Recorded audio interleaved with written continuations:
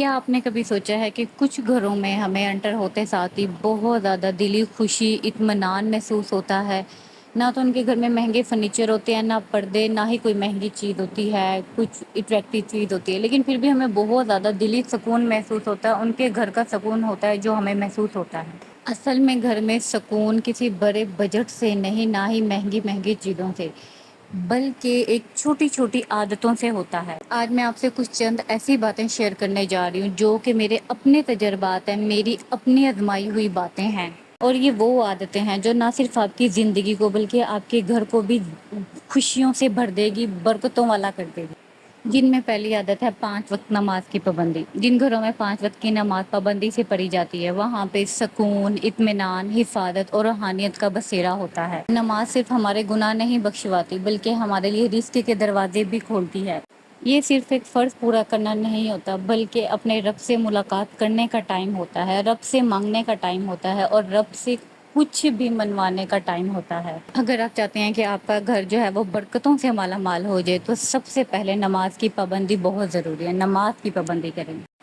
Second number پہ ہے کہ ہمیں شکر گزاری کی عادت ڈالنی چاہیے، ہر وقت شکر ادا کرنا چاہیے۔ ہمارے گھر میں جو روٹی پک رہی ہے، ہمارے سروں پہ جو چھت ہے، ہم جو لائف سٹائل جیسا بھی جی رہے ہیں، وہ اللہ تعالیٰ کی کسی نعمت سے کم نہیں ہے، اور ہم ساری زندگی ہر لمحے بھی اللہ تعالیٰ کا شکر ادا کرتے رہیں تو بھی ہم پوری طریقے سے ویسے شکر ادا نہیں کر سکتے جن نعمتوں سے اللہ تعالیٰ نے ہمیں نوازا ہے۔ نہ شکری صرف زبان سے نہیں ہوتی بلکہ چہرے، زبان، رویے اور شکایتوں میں جھلک رہی ہوتی ہے۔ یاد رکھیں، شکر گزاری صرف زبان سے نہیں، دل سے بھی محسوس کی جاتی ہے۔ شکر گزار عورت ہر حال میں خوش رہتی ہے، اور ایسی عورت کے ہاتھ میں جنت کی کنجی ہوتی ہے۔ تیسری عادت، رزق حلال پہ قناعت اور شکر۔ یاد رکھیں، رزق حلال سے آیا ہوا ایک نوالا اور رزق حرام سے آئے ہوئے 1000 نوالوں سے بہت بہتر ہے۔ رزق تھوڑا ہو سکتا ہے لیکن اگر وہ پاک ہو، حلال ہو تو اس کا مزہ اور ہوتا ہے، اور اس کی برکت ہی اور ہوتی ہے جو ہم سمیٹیں بھی تو ہم سے سمٹتی نہیں ہے۔ اور قناعت کا مطلب ہے کہ جو ہے اس پہ خوش رہنا، کیونکہ حسد سے یا نفرت سے، کسی کو دیکھ کے اپنا دل برا کرنا، خراب کرنا، یاد رکھیں شکر سے جو ہے نعمت بڑھتی ہے، خوشیاں بڑھتی ہیں، اور نہ شکری سے سکون تک ختم ہو جاتا ہے۔ نمبر 4 پہ ہے وہ مثال تو آپ نے سنی ہوگی نا کہ زبان کا زخم کبھی نہیں بڑھتا، اور اگر عورت زبان کی تیز ہے تو اس کا گھر ڈھیر بن جاتا ہے، وہاں کبھی بھی سکون نہیں آتا۔ اور عورت یہ بات بہت بڑھ چڑھ کے کہتی ہے کہ میں کسی کی سنتی نہیں ہوں، میں تو ڈائریکٹ بات منہ پہ کر دیتی ہوں، میں تو یوں کرتی ہوں اور میں تو فلاں کرتی ہوں۔ ہر وقت غیبت، طعنہ، شکایت، طعنہ زنی، یہ چیزیں گھر سے برکت کو دور کر دیتی ہیں۔ خاموشی سب سے بہترین حل ہے، اور خاموشی ہی جنت کا راستہ ہے۔ عورت اپنی زبان پہ کنٹرول رکھتی ہے تو اس کے گھر والے بھی اس سے خوش رہتے ہیں، اور جو ہے اس کے گھر میں برکت ہی برکت اور سکون ہوتا ہے۔ پانچویں عادت، گھر میں برکت لانے کے لیے معاف کر دینا چاہیے۔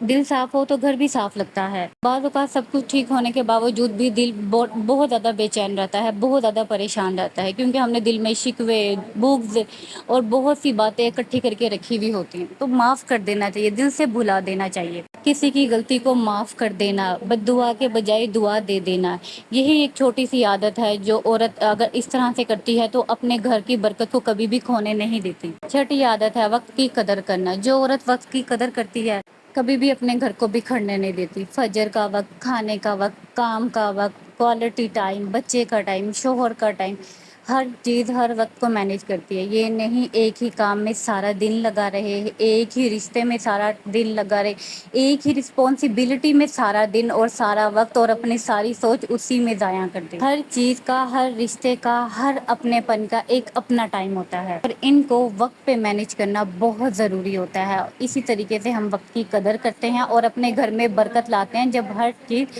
ہر کام ٹائم پہ ہوتا ہے۔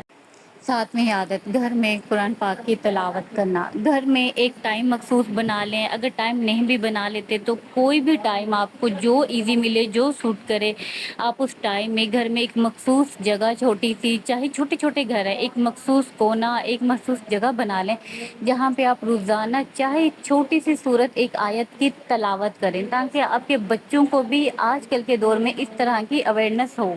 قرآن پاک کو صرف پڑھنا، نہ صرف اس کی تلاوت کرنا نہیں، بلکہ آپ ان کو بتائیں قرآن پاک جو ہے وہ ایک ہدایت ہے، زندگی گزارنے کا ذریعہ ہے، जन्नत की कुंजी है। ज़िंदगी किस तरीके से गुजारनी है, ये इन तमाम पहलुओं को पढ़ के उसी के मुताबिक ज़िंदगी गुजारेंगे तो घर में खुशियाँ, बरकतें, रौनकें, हर चीज़ से घर माला माल होगा। 8वीं आदत, दिन का आगाज़ जो है वो आपने बिस्मिल्लाह से करना है। बिस्मिल्लाह की आदत अपनी रूटीन में शामिल कर लें। मेरी माशाल्लाह इतनी आदत हो गई है कि मैं एक छोटा-छोटा सा काम करती हूँ ना, तो उससे पहले भी बिस्मिल्लाह पढ़ती हूँ। मतलब मेरा को फीडर बना के दिया, बिस्मिल्लाह दिया, फ्रिज का दरवाज़ा खोला, बिस्मिल्लाह पढ़ती हूँ। इवन के बटन तक स्विच वगैरह ऑन करती हूँ, लाइट्स वगैरह के, पंखे वगैरह के ऑन करती हूँ, बंद करती हूँ तो बिस्मिल्लाह पढ़ती हूँ। छोटी-छोटी चीज़ों में ओवन का ढक्कन खोला, रोटी का डब्बा खोला, कपड़े धोने लगी हूँ तो मैं बर्तन धोने लगी हूँ तो उससे पहले भी मैं बिस्मिल्लाह पढ़ती हूँ। मेरी इतनी ज़्यादा बिस्मिल्लाह पढ़ने की आदत हो चुकी है माशाल्लाह। और न जाने कितनी बार मैं बिस्मिल्लाह पढ़ती हूँ। जब पूरे दिन में लातादाद जो है ना आपकी ज़ुबान पे अल्लाह का नाम आए तो वो दिन तो बरकतों वाला बनता ही बनता है, और साथ जो है वो घर भी और ज़िंदगी भी बरकतों वाली हो जाती है। बिस्मिल्लाह ना सिर्फ बरकतों के दरवाजे खोलती है बल्कि शैतान के दरवाजे भी बंद कर देती है। यहाँ पे मैं आपसे बताती चलूँ, मैं जब अम्मी के घर पे आई तो यहाँ पे जो है ना मैंने ईद पे मैं अम्मी की तरफ नहीं आई थी, तो अम्मी मुझे यहाँ पे अपने घर ले आई थी साथ ही अपने। और आपने देखा होगा रिक्शे में मैं आई थी वीडियो के स्टार्ट में, मैंने मेहंदी रखी हुई थी जो अम्मी ने ली हुई थी, पर मैं ईद पे नहीं आ सकी तो यहाँ पे मैंने खुद भी मेहंदी लगाई और अम्मी को भी मेहंदी लगाई। नंबर 9 पे जो आदत है घर में बरकत लाने वाली, वो है मेहमानों के साथ अच्छा सलूक करना, मेहमानों की दिल से रिस्पेक्ट करना, दिल से इज़्ज़त करना, उनके दिल से मेहमान नवाज़ी करना जितनी आपकी जेब इजाज़त देती है।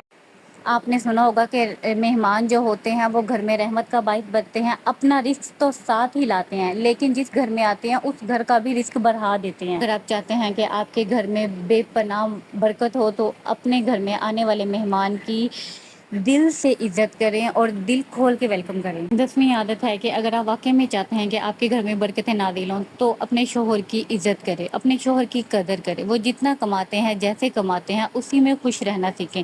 अपनी बातों से, अपनी टेंशनों से, बिला वजह की ज़रूरियात और ख्वाहिशात से जो है उनको परेशान बिल्कुल ना करें। उनको हराम कमाने पे या उनको पैसों की तंगी की वजह से बिल्कुल भी परेशान ना करें। अक्सर औरत की ये आदत होती है तो वो बिला वजह खाने, बिला वजह की चीज़ों के लिए, बिला वजह की फरमाइशों के लिए जो है ना अपने शोहर को बहुत ज़्यादा पैसों के मामले में प्रेशराइज़ करती हैं, जिसकी वजह से शोहर बहुत ज़्यादा परेशान रहता है और मुख्तलिफ बीमारियों का शिकार हो जाता है। और अगर आपके शोहर ने आपको छत रहने के लिए छत दी हुई है, 3 टाइम का खाना एक चार दीवारी में मिल रहा है, तो यकीन करें इससे बड़ा सुकून और कुछ नहीं है। 11वीं और आखिरी बात कि अपने घर में जो है ना दुरूद शरीफ कसरत से पढ़ें और हमारे प्यारे नबी हज़रत मोहम्मद सल्लल्लाहु अलैहि वसल्लम पे भेजें।